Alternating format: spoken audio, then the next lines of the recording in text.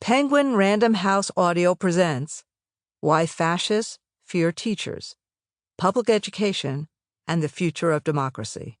This is the author, Randi Weingarten. To every student I've ever taught, and every member I represent who have taught me everything, and to Sharon Kleinbaum, who is my everything. Introduction. In 1940, Adolf Hitler had gained power and territory across a widening swath of Europe. The leaders of Norway's government fled, and a Nazi puppet was put in power. Among the first to protest the Nazi takeover of Norway were the country's teachers. And since pins and badges with the likeness of the exiled king were now illegal, teachers and students used a clever, subtle signal to show their resistance. They wore paper clips. When teachers wore them on their lapels, it signified that they, quote, remained united, bound together like a stack of papers against Nazi rule, end quote. The protest spread. Eventually, students took to wearing whole chains of paper clips like necklaces. Frustrated that teachers proved so influential in undermining fascism, the Nazi government eventually created a Nazi teacher network and mandated that all teachers in the country join it. But out of an estimated 14,000 teachers in Norway at the time, upwards of 12,000 refused to do so. So, Nazis barged into the schools and beat teachers and students, trying to physically force them into submission. That didn't work either.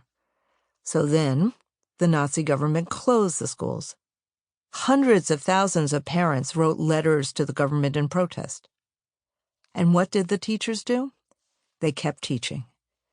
They found places to hold classes in private and kept promoting freedom of information and freedom of thought. Increasingly incensed, the fascist government sent at least 1,000 teachers to concentration camps and 500 others to forced labor camps. But still, the teachers kept teaching, and students kept learning how to think for themselves. That's the power of community and the power of education. The social contract. Every single day, educators work to help every school in America be a place where parents want to send their kids, where educators want to work, and most important, where kids can thrive. Students need schools that are safe and welcoming, as well as engaging and relevant. And that's what public school educators work so hard to create. And while there are many religious and private schools in the United States, 90% of school children attend public schools. That's because public schools are, and have always been, the key opportunity engine for America's future.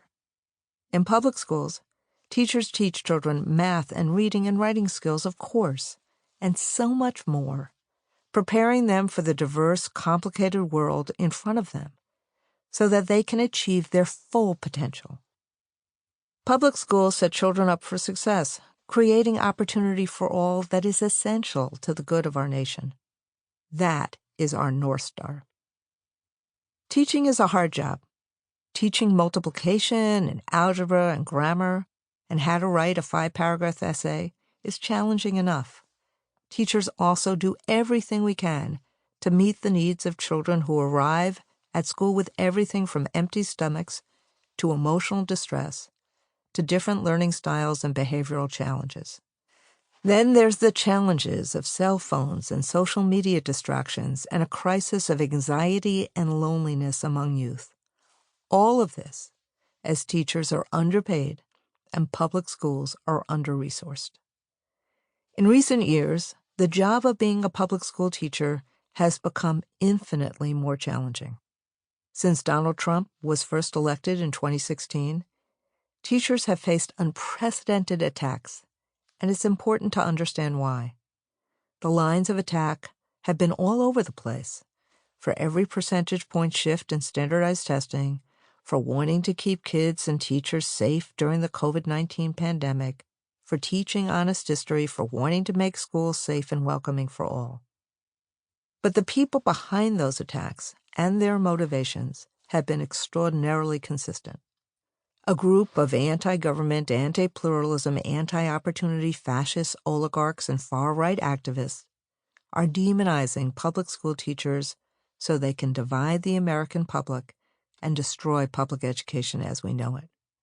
Teachers aren't being smeared and undermined because they're doing anything wrong, but because they're doing something very, very right. Teachers do 4 foundational things that are important to the future of our students and the well-being of our nation, but are antithetical to the fascist, anti-government, anti-pluralism, anti-opportunity agenda. Teachers impart knowledge, including critical thinking skills, that prepare our kids for their futures and strengthen our democracy. Teachers work to create welcoming and safe communities so we can meet the academic, social, and emotional needs of all children and their families. Teachers create opportunity for every young person to have their shot at the American dream. And teachers are anchors of a labor movement whose purpose is to champion the aspirations of working families. Together with parents, teachers work themselves to the bone every single day to do everything they possibly can to support students and help them thrive. In contrast, the forces working to undermine our public schools say they want to help all children, but their actions prove otherwise.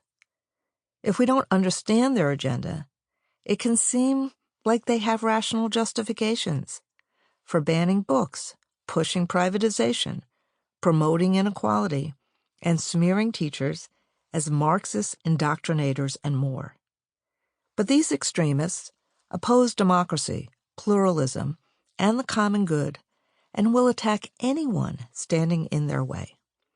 It just so happens that the main job of public school teachers, the whole reason we have public education in the first place, is to create opportunity for all.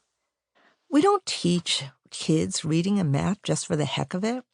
We teach students how to read and do math, how to think and problem solve, and how to navigate the world around them so they can become thriving adults, successful in whatever path in life they choose. That's what parents want for their children. That's what our nation needs for its future.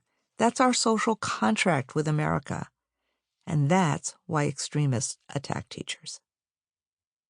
One of the first lessons I would teach my students in my civics class at Clara Barton High School in Brooklyn, New York, was about the social contract, how individual freedoms and mutual responsibility are inextricably intertwined in our democracy. This is the sacred covenant that underlies our commitment to public schools. It's the commitment to opportunity for all, in a safe environment where every child is welcome and where we work to engage every child so they can meet their God-given potential. Our public schools, as well as our colleges and universities, teach the vital habits of democracy and pluralism. The foundational assertion of the Declaration of Independence, that we all share the unalienable rights of life, liberty, and the pursuit of happiness, comes from philosopher John Locke. Locke argued that the reason individuals join together to form governments is because we know that protecting the common good is essential to ensuring individual liberties, all of which Locke saw as intertwined with education. Quote, "I am sure the principal end why we are to get knowledge here is to make use of it for the benefit of ourselves and others in this world," end quote, he wrote in Some Thoughts Concerning Education. Quote, "I think I may say that of all the men we meet with, 9 parts of 10 are what they are, good or evil, useful or not, by their education. 'Tis that which makes the great difference in mankind." End quote. Education plants the seeds of opportunity for the good of individuals and our entire society. Our founding fathers and their descendants were clear that the American experiment relied on an educated, informed public. John Adams wrote, quote, "Liberty cannot be preserved without a general knowledge among the people," end quote. Benjamin Franklin argued, quote, The good education of Sample complete. Ready to continue?